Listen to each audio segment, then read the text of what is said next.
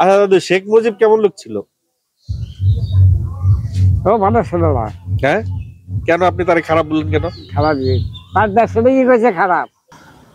আমি এই মুহূর্তে কবি জসিমউদ্দিনের বাড়ির সামনে আছি। তার বাড়ির সামনে যে আগে এটাতে পদ্মা নদী বলতো, এখন এটা কুমার নদী হয়ে গেছে। সেই নদীর পানি, ওই যে নদী, ওই নদীর পানি এই পর্যন্ত আসতো, হ্যাঁ, রাস্তা ওই পর্যন্ত যাইতো। একটু দেখা রাস্তাটা ঘুরে। হ্যাঁ, ওই জসিমউদ্দিনের বাড়ি, ওইটা গেট, ওইটা তো ওই পর্যন্ত পানি যেত, নদীর পানি। এখন সেই পানি নামতে নামতে নামতে নামতে ওই পর্যন্ত চলে গেছে, এবং নদীর পার ঘেঁষে একটা বাঁধ হয়েছে, একটা ফুট ওয়াকওয়ে হয়েছে। আর এই যে মাঠটা, এই মাঠে জসিমউদ্দিন মেলা হয়। আর কি। আমি আজকে শেখ ফুয়াদ এই অঞ্চলের একজন অধিবাসী, ওনার বয়স 84। জসিমউদ্দিন, কবি জসিমউদ্দিনকে উনি নিজের চোখে দেখেছেন, তার সঙ্গে সাক্ষাৎ হয়েছে। ওনার মুখ থেকে কবি জসিমউদ্দিনকে একটু চেনার চেষ্টা করব। আপনি যখন কবি জসিমউদ্দিনকে প্রথম দেখলেন, তখন আপনার বয়স কত ছিল? তখন আমার বয়স 6-7 বছর। 6-7 বছর। আর কবি জসিমউদ্দিন যখন মারা যান, তখন আপনার বয়স কত ছিল? তখন আমার 82। না, কবি জসিমউদ্দিন যখন মারা যান, তখন আপনার বয়স কত ছিল? 82। এখন 82। এখন তো 84। এখন 84। কবি তো মারা গেছে অনেক আগে।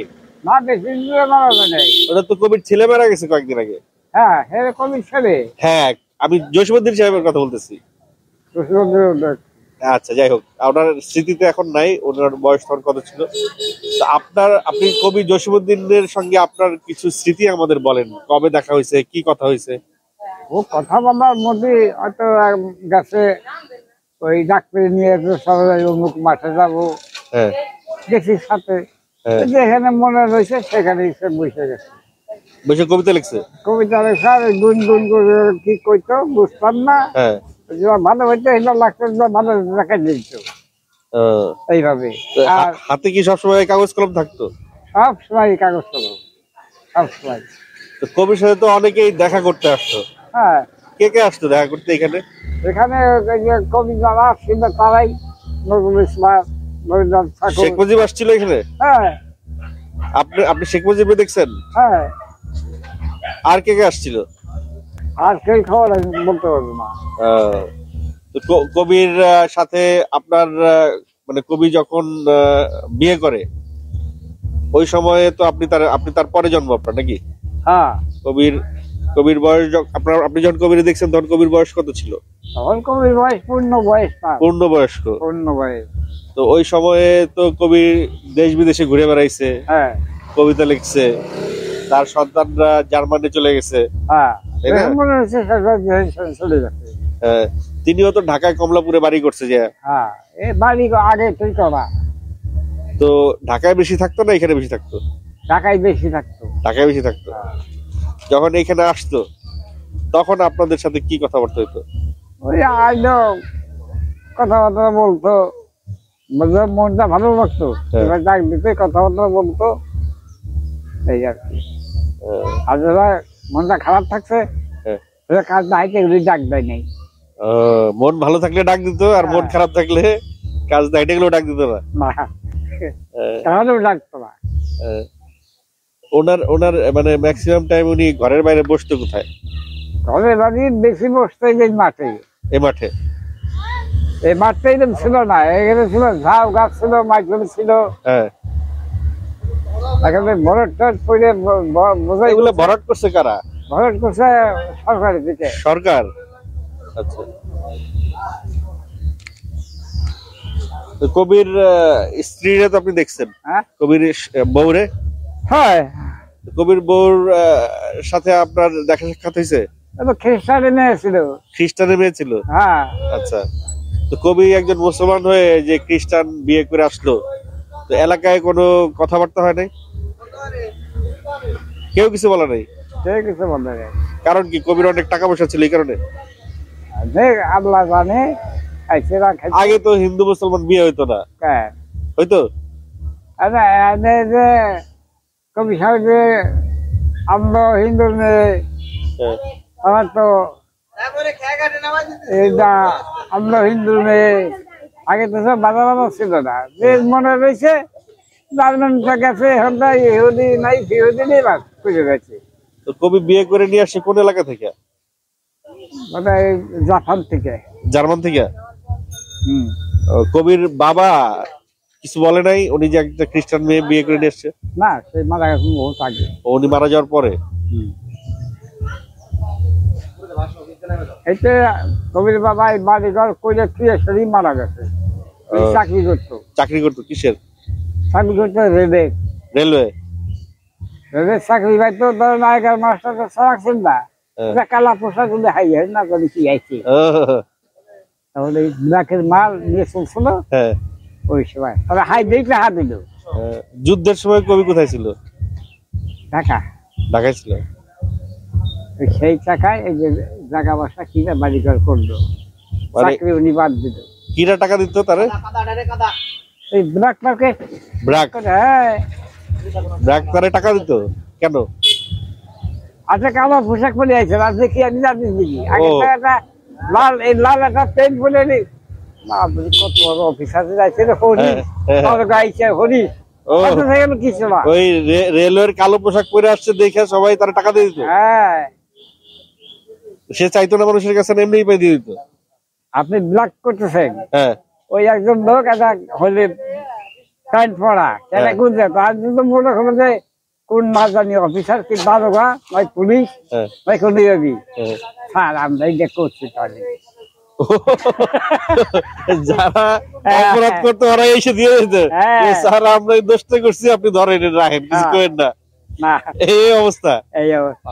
তো ওই টাকা দিয়ে কি অনেক টাকা হয়ে গেছে? এক দাগে যা পাইলো এই বাড়িঘর করে চাকরি দিল। আরে ওই এক অপরাধীর কাছে যে টাকা পাইছে ওই টাকা দিয়ে চাকরি ছেড়ে দিছে। চাকরি ছেড়ে দিয়েছে। যাই হোক, এই ঘটনার সত্যতা আমরা জানি না, কিন্তু ওনারা এই এলাকায় বসবাস করেন, ওনাদের কাছে সেরকম তথ্য শোনা যায়।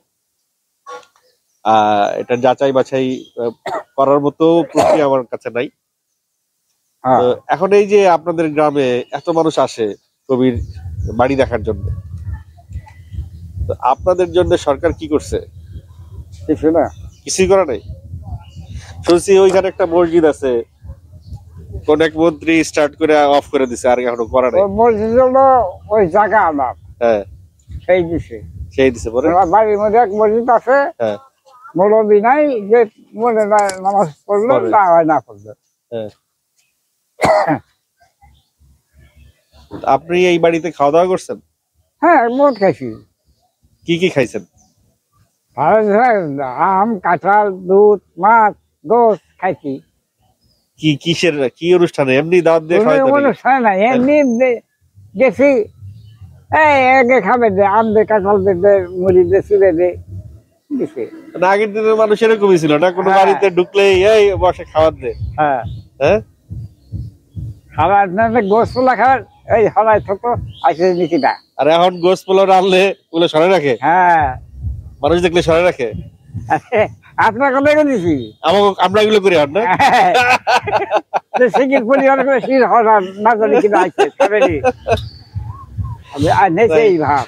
আর মানুষ এই সামনে শেষ হলো এই স্যার, এখন এই ভাব, আগে সেই ভাব ছিল না। একজন বিদেশি লোক খাওয়াছে, এই এক গ্লাস পানি দিয়ে সাথে মুড়ি দে থাক, এইভাবে। আর এক গ্লাস চান দেন, আর এক গ্লাস পানি দেন, পানি খাবো। ওই পানি গুলো আর কিছু দিবি না, খালি পানি খাওয়া, আর কিছু খাওয়া না। আগে তো শুনছি যে কেউ যদি কোনো ফকিরও যদি বাড়ির পাশে যাইতো আর যদি এক গ্লাস পানি চাইতো, পানির সাথে বড়ি দিত, গুড় দিত। হ্যাঁ, সত্যি নাকি? হ্যাঁ, সত্যি। আর এখন তো ফকির আসলে দরজাই খুলে না। এখন ভিক্ষা করতে আসলে তো ভিক্ষুকের দরজাই খুলে না।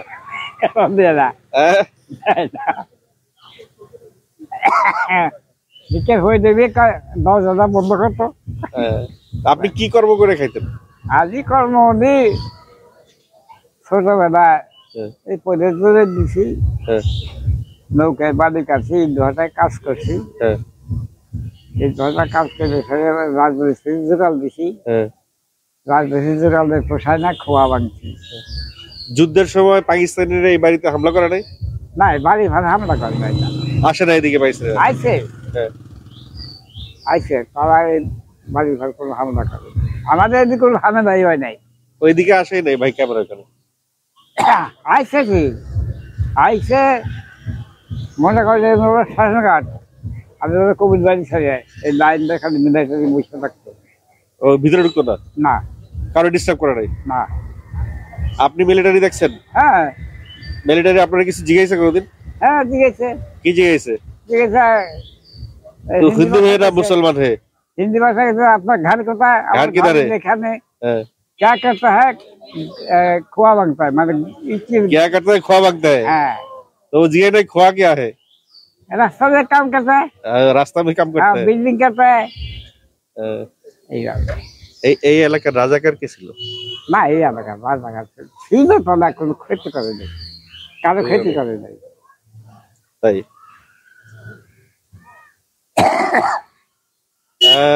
ধন্যবাদ দাদু, আপনি সময় দিয়েছেন আমাদেরকে, আপনার অতীতের অনেক গল্প শোনাইলেন আমাদেরকে। আর কিছু বলবেন? না আর কি বলবো। এই যে ইউনূস সরকার আসছে, ওনার কাছে আপনার কিছু চাহিদা আছে? হ্যাঁ এখন সরকারকে আরে তো সরকার অস্থায়ী সরকার, সরকার নাম নাই, কি সরকারের? নাম তো জানি না। এত অস্থায়ী সরকার ডক্টর মোহাম্মদ ইউনূস নাম শুনছেন? না। ইউনূস সাহেবের নাম শুনেন নাই? খালি হাসিনা আর খালেদার নাম শুনছেন?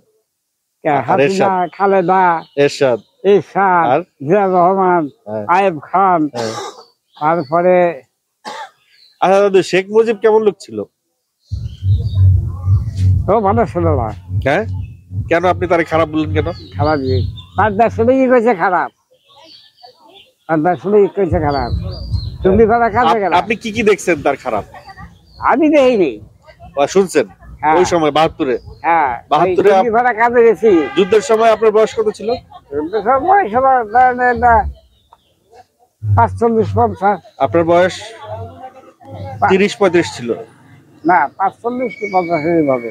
আচ্ছা আচ্ছা, আপনি তো যুদ্ধে গেছেন নাকি? হ্যাঁ যুদ্ধে গেছিলেন? আমি যুদ্ধের মধ্যে আমি নেই। পলাই গেছিলেন? পলাইছিলেন কোথায়? পরিবার দিছে না ওই ভাষার স্যার। হ্যাঁ, আর যেদিন হেলিকপ্টার নামাই দিল এই শহরের ভিতরে, তখন করা জানি নিয়ে আসি, মরি এক জায়গায় মরবো, এক জায়গায় মরবো। হ্যাঁ ওইটা খোঁজাই। এই যে বাড়ি ঘর এগুলো চর ছিল? হ্যাঁ চর ছিল, একেবারে চর, মানে নদীর ওই পারে সব চর ছিল? চর ছিল। এখন বাড়ি ঘর হয়ে গেছে না? বাড়ি ঘর নদী ভাঙ্গা, নদী ভাঙ্গা, তারা আছে কত। ঠিক আছে, আপনি আপনার জন্য দোয়া করি, আপনি যে আল্লাহ আপনাকে সুস্থ রাখুক, নেক হায়াত দান করুক।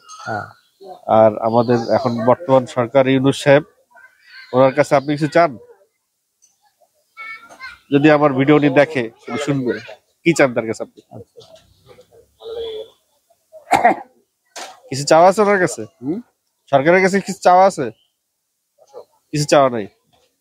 আচ্ছা, তো যাই হোক দর্শক, আপনাদেরকে আমি এখানকারই একজন বাসিন্দার কথা শোনালাম, চেষ্টা করলাম যতটুকু ইনফরমেশন আপনাদেরকে দেওয়া যায় দেয়ার। সো আমি পিয়াল বিদায় নিচ্ছি কবি জসীমউদ্দীনের কবর এবং তার বাড়ির স্থান থেকে, তার যেখানে তার বাড়ি, যেখানে সেই বাড়ির সামনে নদী, নদীর পাশে মাঠ, যে মাঠে মেলা হয়, সবকিছু আপনাদের দেখালাম। শুধু দেখালাম না কবির জাদুঘর। ভিডিওটা কেমন লাগলো একটু কমেন্ট করে জানাবেন।